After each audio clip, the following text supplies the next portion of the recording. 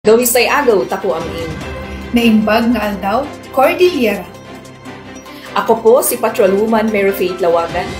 At ako naman po si Patrolwoman Marina Ambon.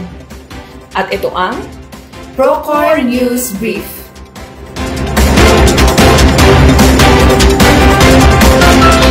Police Brigadier General Dangani bumisita sa Pro Cordillera.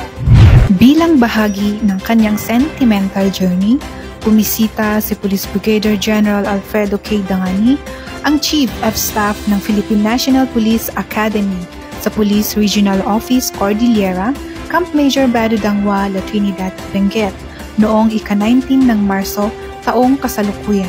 Siya ay mainit na tinanggap ni Police Colonel Arnold D. Razote, ang Chief ng Regional Personnel and Records Management Division, habang si Police Lieutenant Colonel Lambert A. Grad, ang Deputy Force Commander ng Regional Mobile Force Battalion 15 ang nagsilbi bilang Battalion Commander. Bilang bahagi ng programa, nagkaroon ng audiovisual presentation kasunod ng kanyang mensahe ng pasasalamat. Sa kanyang mensahe, ibinahagi ni Police Brigadier General Dangani ang kanyang prinsipyo sa buhay na kung tawagin niya ay CAD, na ang ibig sabihin ay Knowledge, Ability, and Discipline.